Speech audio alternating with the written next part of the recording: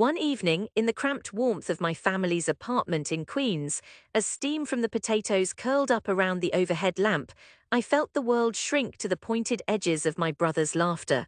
Forks clinked and plates slid across the tablecloth, a clumsy parade before the inevitable crash. My mother ladled more stew into my father's bowl, her eyes darting between my face and the peeling linoleum.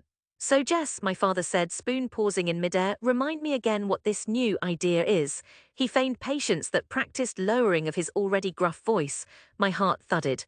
I drew in a breath thick with the odors of onion, beef, and something sour, maybe tension. "It's called data art," I began, voice thin but determined. "It's taking information, numbers, and statistics and turning them into visual art. Interactive stuff too, installations, projections." I fumbled for the right words, watching my sister's eyebrow arch like a question mark. "So you're making graphs?" my brother cut in, the grin spreading across his face. "Not graphs," I started, but his laugh drowned me out. "Look Ma, Jess is gonna draw a pie chart and sell it at MoMA." My mother's lips pressed together, hands twisting her napkin. Outside, traffic rumbled below, muted by the second-floor windows. "It's not a job," my father said. He said job like it was a solid thing, metal, brick, hours clocked on a punch card. "Why not something practical?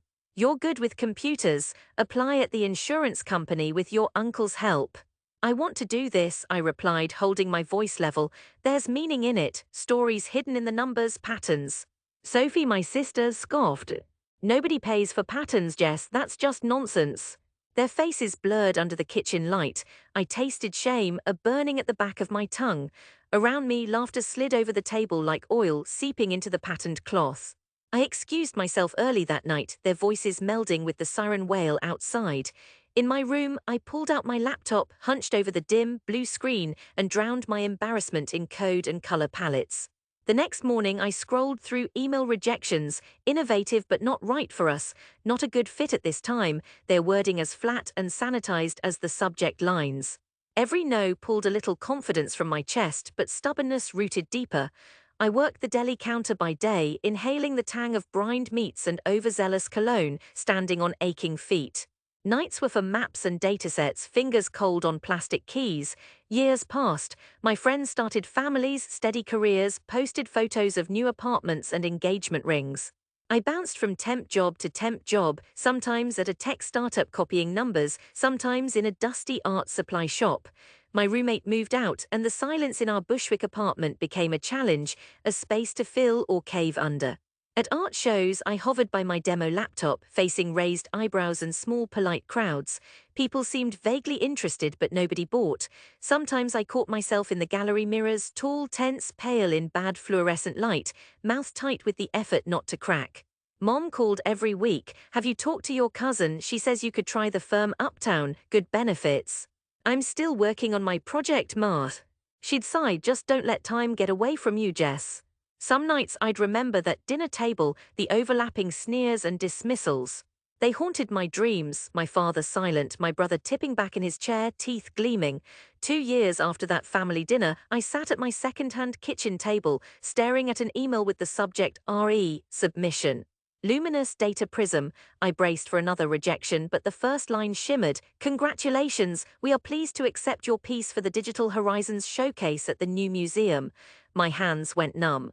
I read the email 3 more times. At first, nobody seemed to care. My calls home felt awkward, my announcement drifting over the line, meeting static and a soft, "That's nice, honey." I told myself not to expect fanfare, but a small hope nagged at me that someone would finally understand how much this mattered. In the lead-up to the show, I plunged into a sleepless, caffeinated trance. My hands shook as I coded color transitions, mapped out the movement of light across the vast wall at the museum. In my head, my father's voice echoed, "It's not a job." Some nights it wore me down and I'd stare unfocused at spreadsheets and sketches, feeling that familiar climb of shame. But I finished it, pouring in everything: pain, hope, data, memory. Installation day, heavy boxes, tangled wires, the echo of footsteps down stark white corridors. I met the team, their voices friendly, their questions sharp but curious. I explained my concept, streams of city data transforming into moving, living art, each shift reflecting real things. Rent increases, shifting populations, the pulse of New York. The opening night pulsed with people, well-dressed patrons and foreign accents, cameras sparkling in the low light. My piece, dazzling columns of color, moving in ways unpredictable and alive, filled an entire wall. People stood wordless, some reaching out as if to touch data itself. I wore shoes that pinched and a thrifted jacket 15 years out of fashion. As the crowd thickened, I heard snippets. Brilliant, I've never seen anything like it. Words I'd once only read in imagined reviews. A soft hand tapped my shoulder, a gallery manager smiled. Jess, someone's here for you. My heart tripped, I turned, and there, shifting uncomfortably near the door, were my mother, father, brother, and Sophie. They looked uncertain, my father brushing invisible dust from his sleeve, my brother biting his cheek, my mother's arms crossed. Sophie wore a bold red dress, but her eyes were wary. Ma, I breathed. Dad. You came. We got an email from the museum, my mother said, twisting her purse strap. An invitation. We thought it'd be nice to see what you've been up to. Their small group stepped through the gallery's hush. I could smell my father's aftershave, feel Sophie's anxious glance. I stole a moment and studied them, older now, grey in my father's hair, lines deepening at my mother's eyes. We stopped in front of my installation, and I saw it anew, 30 feet of shifting light and color, shimmering like the city skyline at dusk, every nuance stitched from millions of lines of data. Streams flowed, intersected, breaking into sudden flares, subtle as weather or anger or love. My mother let out a small, startled sound. Jess. It's all real, I said. Words came slow but sure. It takes information from thousands of New Yorkers, their rent, where they move, how long they stay. It turns all those stories into something you can feel, not just read. The light shifts when people visit, when the city changes. It's alive. My father gazed up, arms folded. He said nothing, but I saw his jaw shift, his posture soften. Sophie moved closest, chin lifted as if looking for a hidden trick. My brother murmured, "Shit, Jess, this is yours." Like all this. I nodded, not trusting myself to speak. My mother watched the colors swell and fade, brushing her fingers under her eyes. My father stared upwards, hands trembling slightly. He reached out, his calloused palm hovering in the illuminated air, as if somehow he could feel the pulse of all those lives stitched together by his child. Don't understand half of it, he said, voice gravelly, but it's something. People moved around us, laughter and murmured praise swirling. Cameras flashed, a documentary crew trailed by, capturing the play of light and shadow. I felt as if I'd grown taller in their presence, or maybe I finally stood upright. A curator came by, eyes flicking to my family. He shook my hand. We've had amazing turnout. Your installation is bringing in press, you know. The Times wants to interview you next week.